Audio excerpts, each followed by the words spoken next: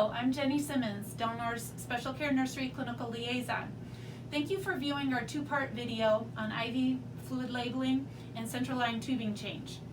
First off, I would like to review our standard procedure for labeling IV tubing in Special Care Nursery. All tubing needs to be labeled with a date and time tubing change sticker, as you can see in our pink stickers right here.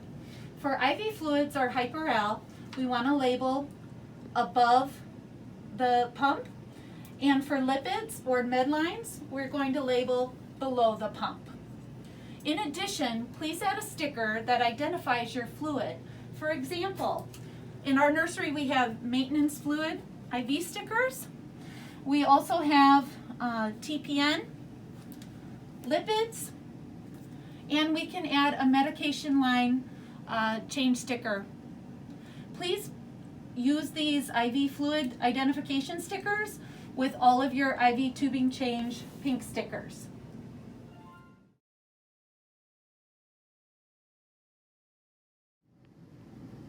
Tubing also needs to be labeled below near the Y ports. Again, with the maintenance IV fluid, TPN, lipids, or Medline sticker as appropriate.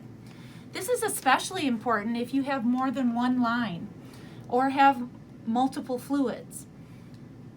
Adding the line source like UAC or UVC on your fluid sticker is a critical safety measure when hanging fluids to be able to trace those fluids back to the correct line, especially when you have more than one line like a UVC and a UAC.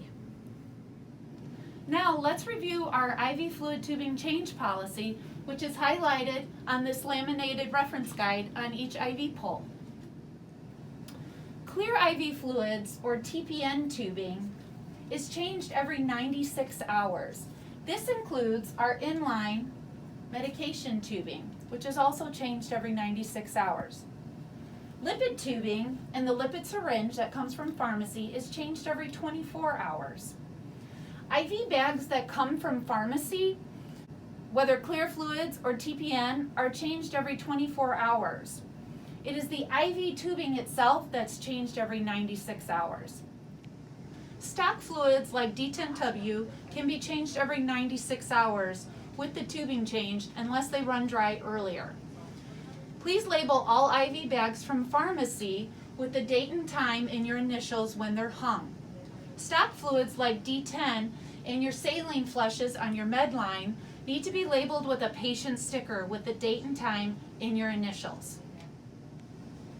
You will notice that my inline med tubing with saline flush is on a med fusion pump. This is to help prepare with where we are going to change our medication administration practice.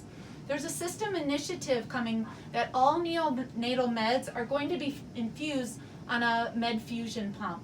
It's actually a Smith's 4000 syringe pump, no longer on the Alaris pump.